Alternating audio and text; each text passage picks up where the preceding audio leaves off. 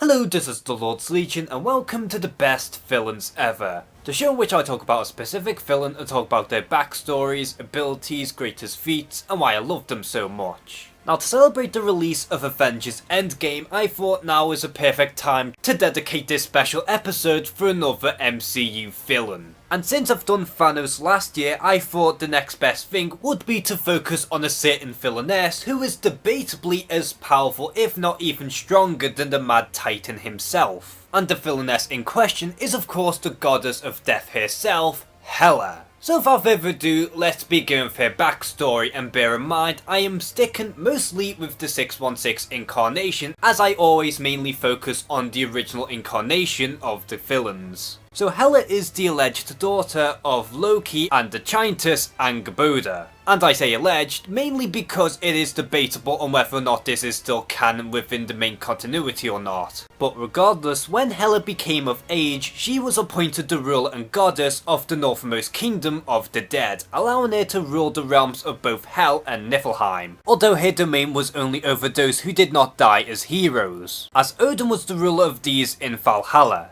Even still, the two realms that she currently has isn't quite enough for Hela, as she wants to expand her kingdom in attempts to conquer Valhalla for herself, as Valhalla possesses more souls for Hela to consume. But unfortunately for Hela, it does often bring her into direct conflict with both Odin and Thor, preventing her from fulfilling her goals. But given how impressed she was over Thor's spirit, Hela has since craved for Thor's souls so that she could claim his spirit for herself. Now, as you can see from the brief backstory, you can sense that there isn't really too much to discuss about her upbringing, as Hela's past prior to her becoming the goddess of death is mostly shrouded in mystery and contradictions. Although it is very much clear that she was appointed into becoming the ruler of Hell and Niflheim, but because there were more souls in Valhalla, Hela believes that the next objective for her is to of course conquer that realm so that she can obtain more souls, mostly as a needs to fulfill her destiny as well as to expand her kingdom.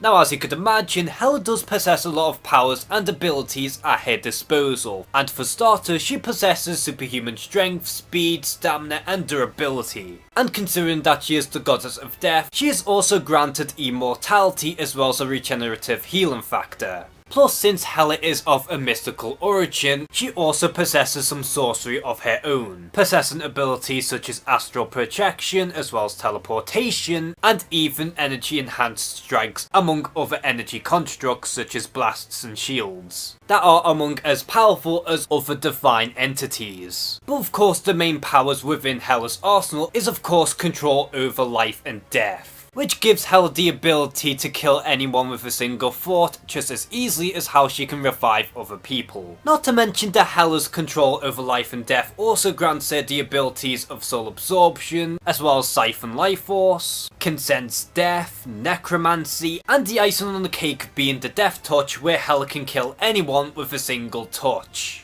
And in terms of Hela's more natural abilities, she does possess the Allspeak, in which she can speak to other creatures from all of the realms, as well as her natural leadership skills, and even despite the fact that she doesn't demonstrate as such, she is a very skilled hand-to-hand combatant, as well as some swordsmanship skills. And speaking of swords, her main weapon of choice is of course her Night Sword. Now, it goes without saying that Hela has achieved plenty of incredible feats over the years given her immense power. And once again, I do want to stress that I am primarily focusing on her 616 counterpart, so don't expect me to mention any of her feats that she had accomplished through the MCU or other universes. For starters, Hela can easily stomp Thor by aging him up considerably, as well as defeating the Hell Lord Asmodeus without any problem. And speaking of Hell Lords, Hela is also capable of defeating Blackheart, who is considered by many to be one of the most powerful within the hierarchy,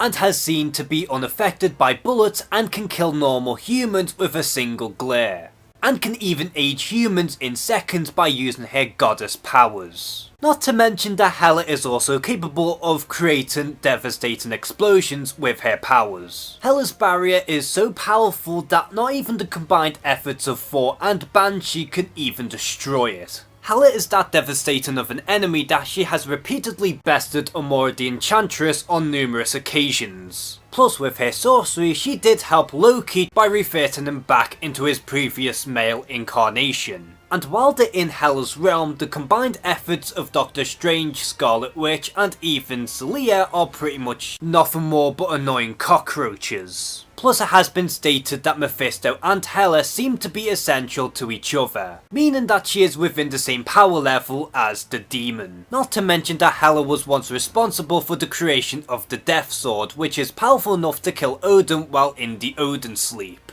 She can easily block Curse's punches and then restrain him with the same level of easiness. While she's in her own dimension, Hela can easily control the environment by transforming it into a place full of darkness. And it has been said that Hela's battle against Mephisto would make the Ragnarok pale in comparison and can even cause an omniversal Armageddon. Which is incredibly impressive because, as I mentioned, Hela and Mephisto are pretty much equal in just about every aspect. And she can even go toe to toe against Thor and can even defeat him in physical combat. Although this isn't exactly a fair fight as she had to use her sorcery in order to enhance her strength. And even Thor needed protection against her deathly touch. However, in a more fair rematch, Hela was able to go toe to toe against Thor while wielding the Twilight Sword and can even match the strikes from Mjolnir. Now, despite the fact that Hela has appeared in the comics throughout many decades, it's only really been the last couple of years where she finally started to appear in other mediums. And I do believe that Hela's first big appearance outside of the comics is of course the short film known as Hulk vs. Thor, in which we do see Hela teaming up with Thor and Loki in order to take down the Hulk. But much like in the comics, we would see that Hela would do this if there is something for her to gain in return.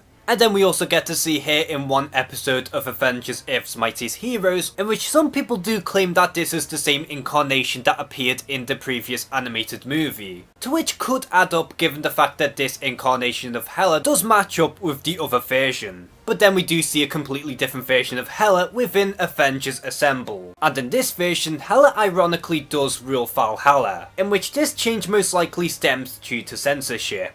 But of course the version of Hela most people are aware of is within the MCU portrayed by Cate Blanchett, to which is a massive departure compared to the comics, as it was revealed that she is within the Asgardian origin and that she is the elder sibling out of Odin's children. And while I thought that her character was very underutilized in Thor Ragnarok, I still think that this is a very enjoyable incarnation of Hela, as she does maintain the sadistic nature as she did from the comics. Now, Hela was never really designed to be a personal or even a deep villain, but in a similar fashion to Galactus, Hela is more of a deity than anything else. And while she has somewhat of a feud against Odin, Hela's main goal is to mainly expand on her kingdom and claim as much souls as possible. And unlike the other Hell Lords such as Blackheart or even Mephisto, Hela at the very least can have somewhat of a noble heart by aiding the other heroes so long as there's something to gain in return. So because of her rather interesting goals, as well as just how powerful she really is, and just being a very important female villain within the Marvel Universe, this is why I personally believe that Hela is one of the best villains of all time. So are you a huge fan of Hela, and what is your personal favourite incarnation of the Goddess of Death? Comment below and share some thoughts. And as always, thank you guys for watching this video, please like and subscribe, take care and have a good one.